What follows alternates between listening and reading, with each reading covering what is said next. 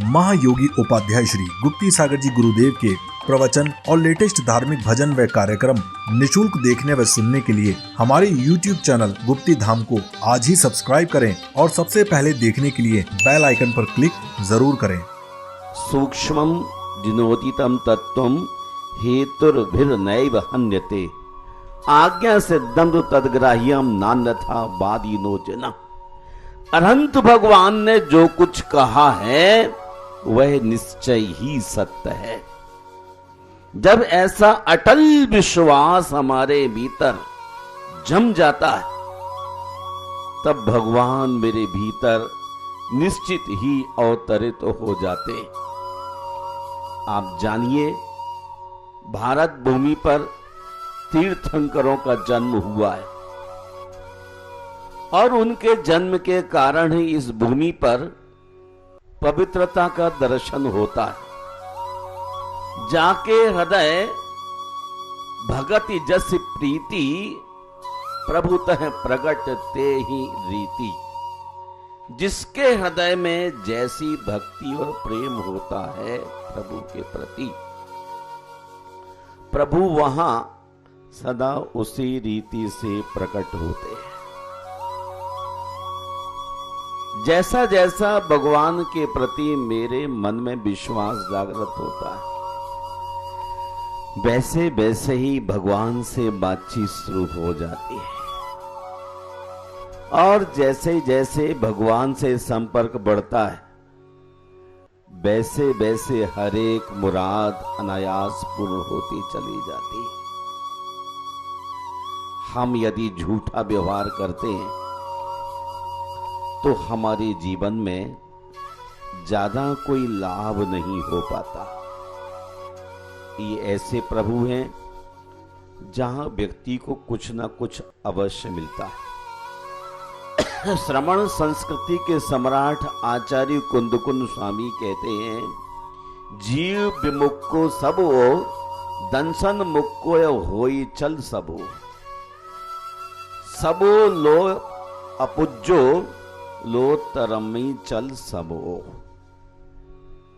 इस लोक में जीव रहे शरीर को सब कहते और सम्यक दर्शन से रहित जीव के लिए भी चल सब कहते। महानुभाव, इनमें से सब इस लोक में अपूज्य है लेकिन चल सब परलोक में भी अपूज्य है। मेरा अनुरोध है कि मुर्दे को देखकर, शव को देखकर के आप अशुद्धि का अनुभव करते हैं, लेकिन सम्यक दर्शन से रहित अर्थात भगवान की भक्ति से रहित व्यक्ति से कौन प्रेम करे। सचमुच ही जिसे भगवान से प्रेम होता है वह व्यक्ति ही परमात्मा तक पहुंच सकता है। गोस्वामी तुलसीदास ने कहा है, संत समागम प्रभु भजन तुलसी दुर्लभ दोय सुत दारा अरु लक्ष्मी पापी के भी होय। आज ज्ञान का क्षोभसम विकसित हो जाए तो व्यक्ति की जबान पर लगेगा सरस्वती का आसन बना हुआ और संत समागम प्रभु भजन तुलसी दुर्लभ दोय सुतधारा अरु लक्ष्मी पापी के भी होए।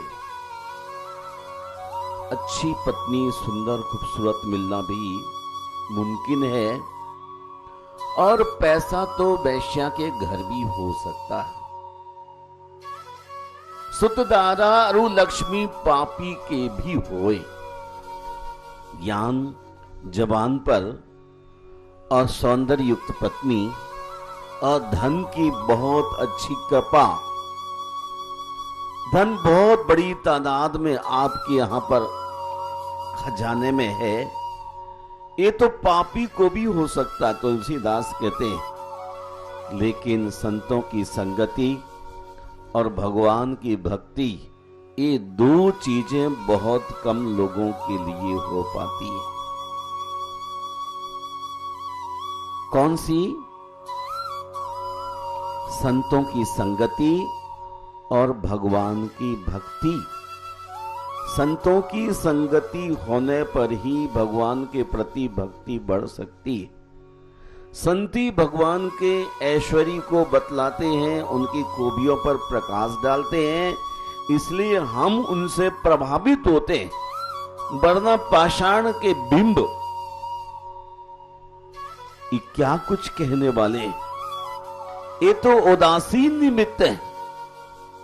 प्रेरक निमित्त तो गुरु ही होते हैं, और वो जब समझाने लग जाते हैं तो हमको उस पाषाण में परमात्मा होने का एहसास होता है। और जब ध्यान में आंख बंद करके बैठ जाते हैं और विश्वास गहराता चला जाता है, तो निश्चित ही ऐसा लगने लग जाता है ये अतिशयकारी मूर्ति है, और हमारे भीतर अतिशय है, इसलिए बाहर अतिशय दिखता है। हमारे भीतर अतिशय नहीं, यानी श्रद्धा नहीं, तो सामने कितने भी विशाल, कितने भी सुंदर, कितने भी वीतरागता से मंडित पाषाण का बिंब हो तो भी प्रभावित नहीं कर पाता है। मैं कई बार लोगों से पूछा करता हूं कि हजारों साल से जिस बिंब की स्थापना किसी क्षेत्र पर की गई और उसमें अतिशय आज तक क्यों नहीं आपकी आंखों में झलका, आज ही क्यों लगा? तो आज कुछ लोगों को अचानक अच्छा लगा और उन लोगों ने कहा कि नहीं बहुत ही अच्छा है, यहां तो अतिशय हो रहा है। आपसे कहें आपने भगवान को देखा है,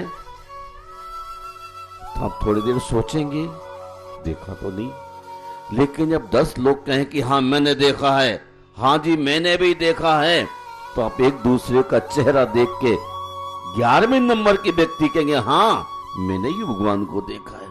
12वां आदमी कहेगा मैंने ही भगवान को देखा है, और 1000 व्यक्ति तक पहुंचने के बाद कहेंगे मैंने ही भगवान को देखा है। तो आपने भगवान को नहीं, लोगों के हाथ को देखा है, और अपनी प्रतिष्ठा को बरकरार रखने के लिए हाथ उठाया है। जो भगवान को देख लेता है वो अपने में चला जाता है, और जो अपने में चला जाता है वही वास्तव में भगवान की भक्ति करने वाला हुआ करता है। हम आज देखते हैं संसार में 2 ही चीजें दुर्लभ हैं, संतों की संगति और भगवान की भक्ति। संतों के पास आने का साहस भी व्यक्ति को तभी हो सकता है जब उसके कुछ पाप छीन हो जाएं। पुण्य पुण्य बिन मिलहि न संता। संत जन भी जब आपकी पुण्य की एक पराकाष्ठा होने लग जाती है तो आपको अचानक मिल जाते हैं, और उनके मिलने से आपका ओरा बदलने लग जाता है। जैसी संगति कीजिए, पानी में जैसा भी रंग पड़ेगा वैसा कलर पानी का हो जाएगा। और आप जैसे संत के पास बैठेंगे, रागी के पास बैठेंगे, तो आपके अंदर राग की परिणति होगी, और बीतरागी संत के पास बैठेंगे बीतराग भाव बनेंगे। एक पंडित के साथ संगोष्ठी में जाएंगे तो राग की ही बात होगी, और दिगंबर बीतराग मुनि जो समय सार का स्वाध्याय करता है, जीता है, उसके साथ जिएंगे तो आपको निश्चय ही लगेगा कि शरीर और आत्मा दोनों की डिस्टेंस निश्चित ही है। मैंने आज तक शरीर और आत्मा को एक ही मान लिया था, इसलिए आचार्य कहते हैं ये बच्चा है, मूर्ख है, पज्जय मूढ़ा पर समय। ये पर्याय को, शरीर को अपना मानने वाला मूढ़ आदमी है, और इसे ही तो मिथ्या दृष्टि कहते। जो अपनी वस्तु नहीं उसको अपनी मान लेना, और जो अपनी है उससे दूर खड़े हो जाना। आज तक संतों की संगति और अरहंतों की भक्ति में हमेशा चूक होती आई है। आपके पास वक्त नहीं होता, वक्त है लेकिन आपने किसी और काम में उसे दे रखा है। इसलिए एक संत कहता है, जिन हरि कथा सुनहि नहीं काना, श्रवण रंध अहि भवन समाना। जिन्होंने भगवान की वाणी को नहीं सुना, उसके कान क्या हैं? अहि अर्थात सर्प का भवन, इसमें सर्प रहते हैं। किसमें? जिन कानों से वाणी में भगवान की कथा नहीं सुनी। भगवान की कथा सुनते ही आपको नींद आने लग जाती है, नशा भीतर ही भीतर घूमने लग जाता है। इसलिए या तो उठ के चले जाएंगे या आपस में बहस शुरू होने लग जाएगी, क्योंकि भगवान की कथा हर व्यक्ति के भीतर नहीं जा सकती है। जाके हृदय भगति जहि बीती, प्रभु तह प्रगट तेहि रीति। जिसके हृदय में जितनी भगवान के प्रति भक्ति है, उसको उतनी शीघ्रता से भगवान मिल जाते हैं। एक अंधे आदमी को ही भगवान का दर्शन हो जाता है और एक बहुत ही सुंदर कामदेव से व्यक्ति को ही भगवान का दर्शन नहीं होता है, कारण कि श्रद्धा का फर्क है। आज तक हम इस संसार में क्यों हैं? इसीलिए ना कि हमने भगवान को जाना ही नहीं। भगवान की भक्ति संपूर्ण सुखों को देने वाली है। भक्ति के बिना मनुष्य के सारे गुण और सारे सुख वैसे ही हैं जैसे नमक के बिना तरह तरह के व्यंजन। काफी कुछ आपको ज्ञान है, समझ रखते हैं, बात बड़ी ऊंची कर लेते हैं, लेकिन भगवान के प्रति श्रद्धा भी नहीं है।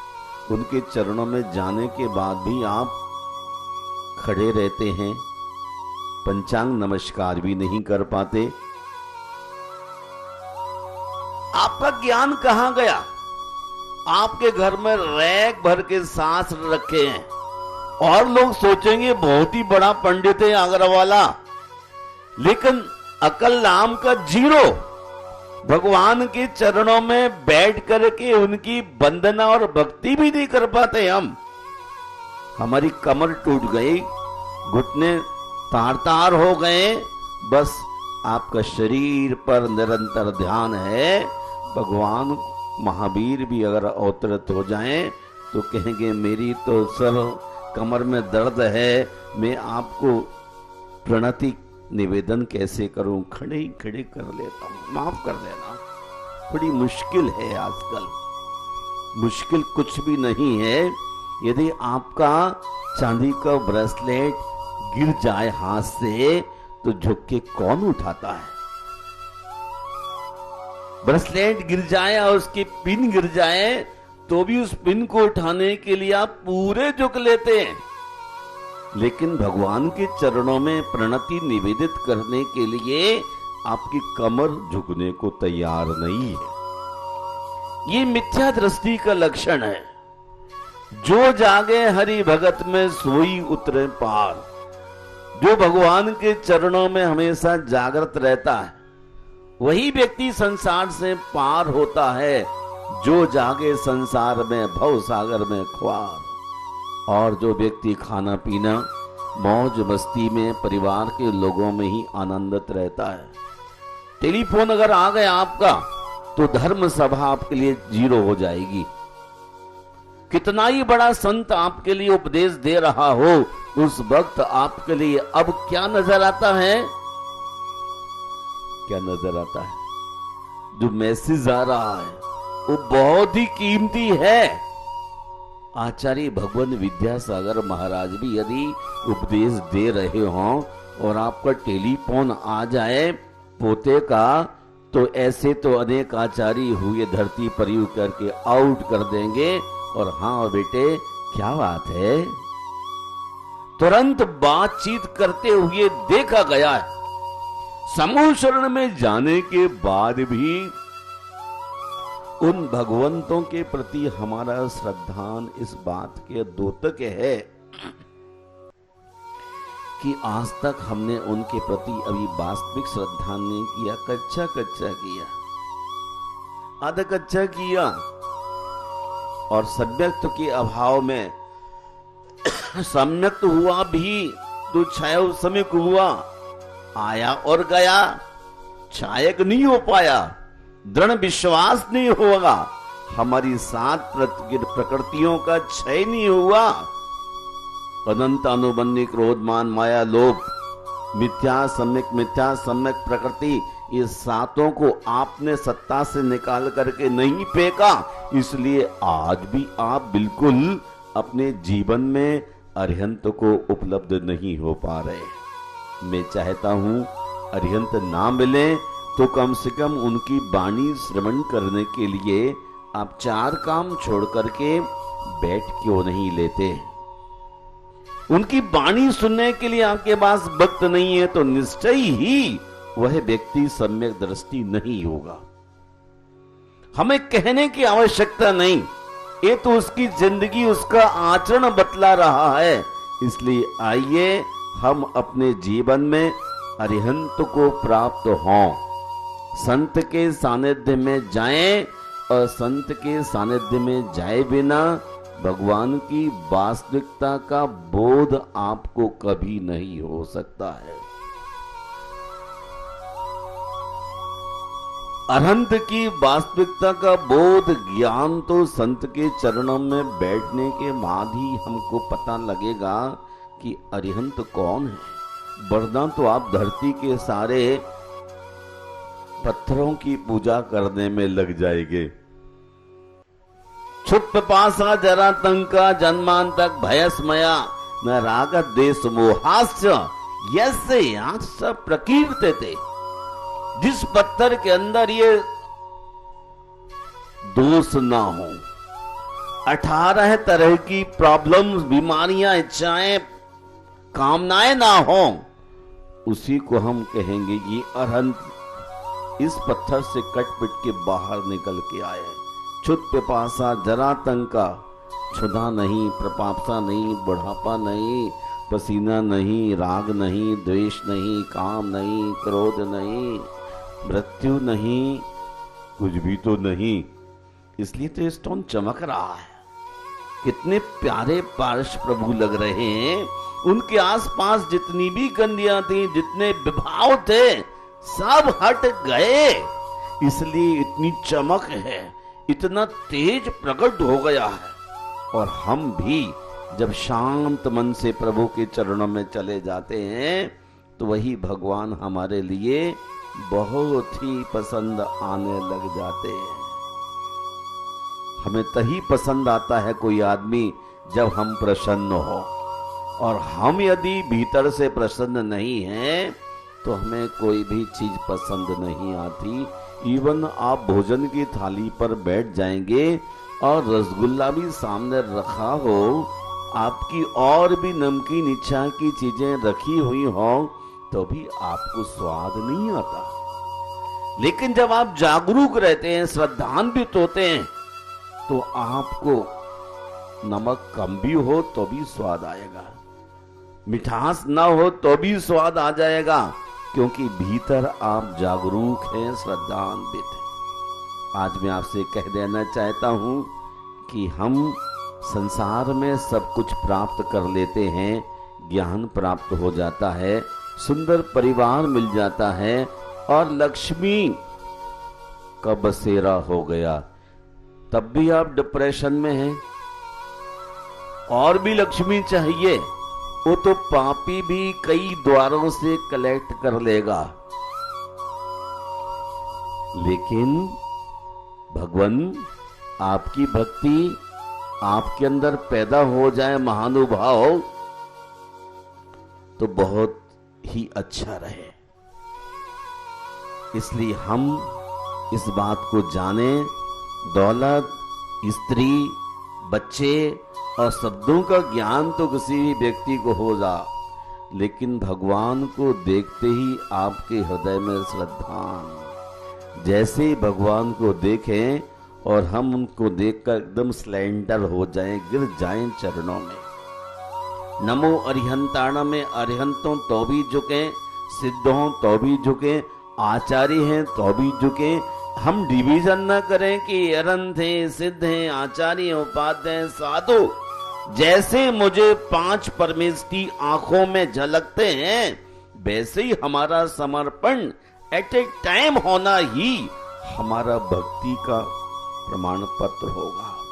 लेकिन हम देखते हैं किसको नमस्कार पहले कर दें। ये डिवीजन किसने किया? आपने ही तो किया। मैं दिगंबर, तुम श्वेतांबर, तुम ये फला, किसने किया? यदि आप सबको लेकर के चलना चाहते हैं तो आप केवल जैन कहना सीखिए। आप ही परिवार के लोगों को बांटते हैं। ये बड़े बेटे का लड़का है महाराज जी, और एक छोटे बेटे का लड़का है। सिर्फ लड़का कहिए केवल, ना बड़े का कहिए ना छोटे का कहिए। आपने पहले ही उसके दिल दिमाग में ये दीवारें खड़ी कर दी, ये बड़े वाले का है।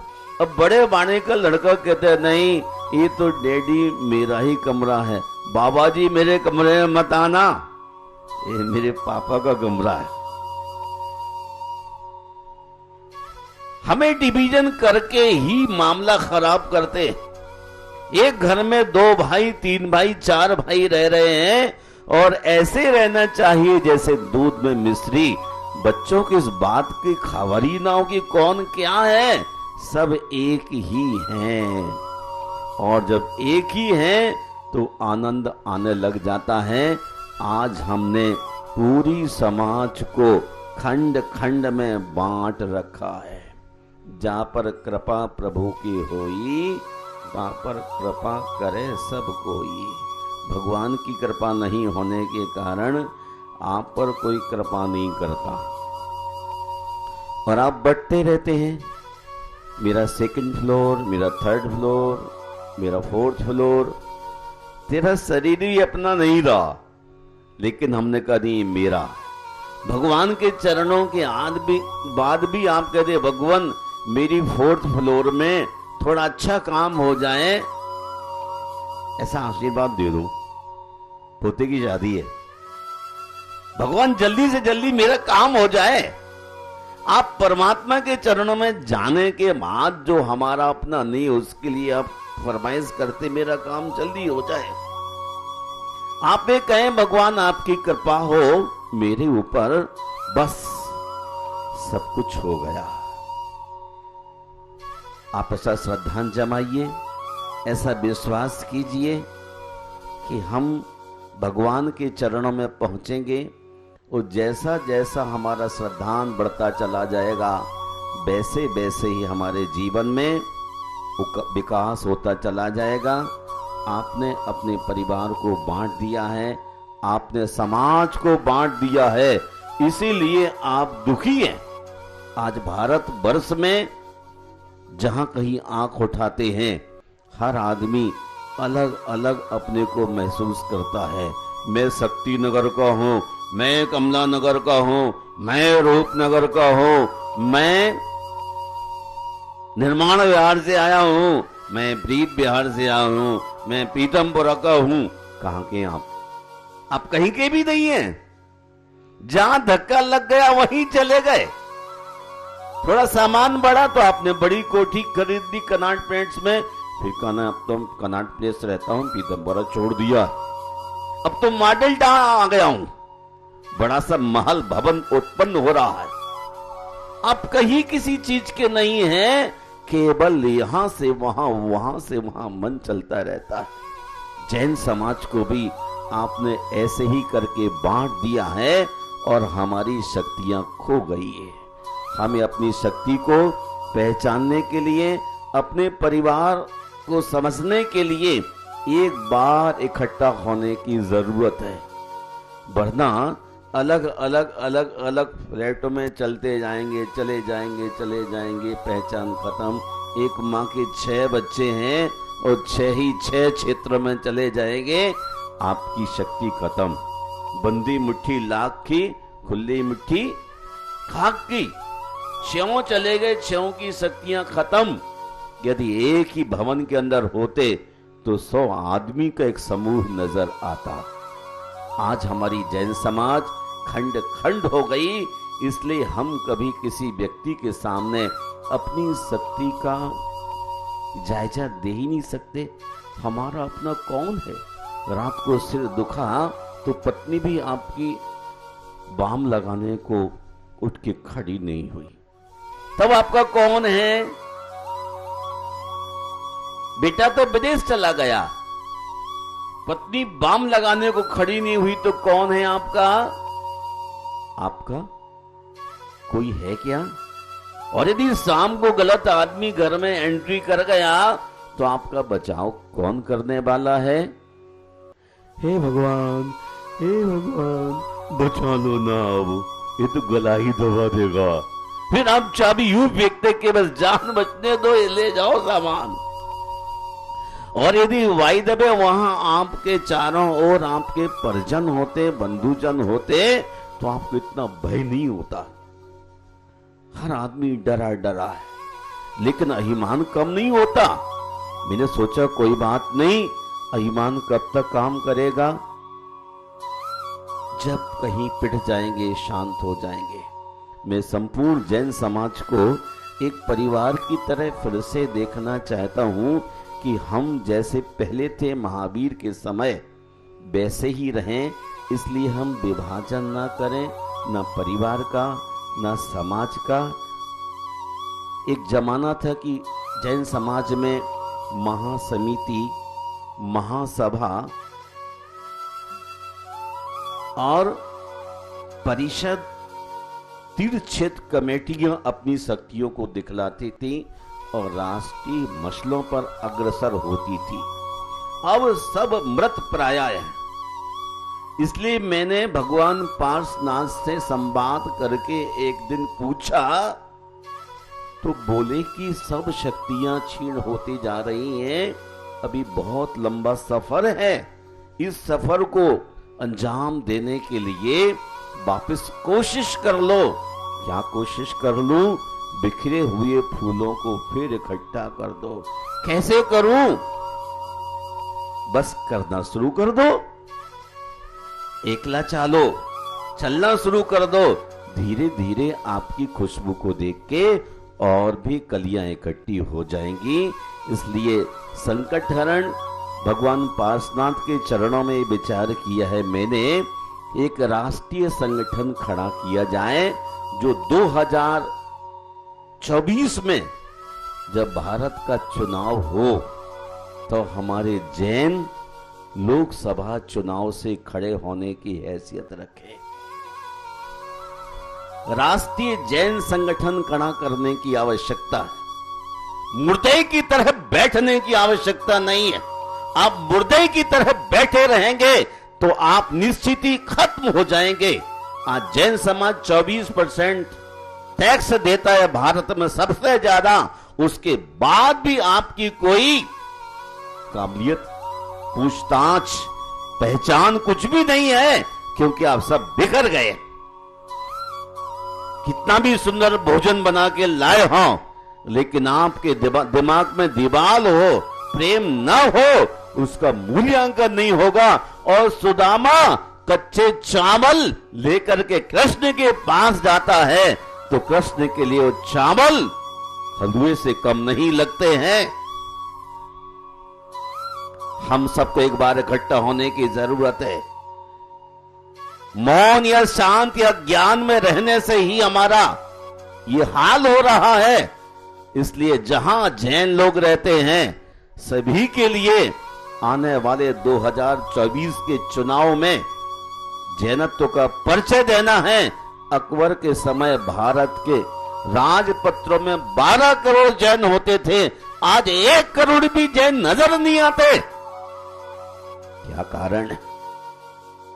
हम अपने अपने में खुश हैं, मियां बीबी मस्त हैं, दुनिया कहते दिन अस्त गढ़वाल मस्त। आप भी भोगों में डूबे हुए हैं, न परिवार की चिंता न समाज की चिंता। थोड़ी आप अपनी बुद्धि को ठीक रास्ते पर लाइए। और जो मैं भगवान पार्श्वनाथ से संवाद करके सामने तथ्य लाया हूं, इन दोनों हमारे लिए अच्छे संगठन की आवश्यकता है। इसलिए जैनों का एक राष्ट्रीय संगठन होना चाहिए। होना चाहिए ना।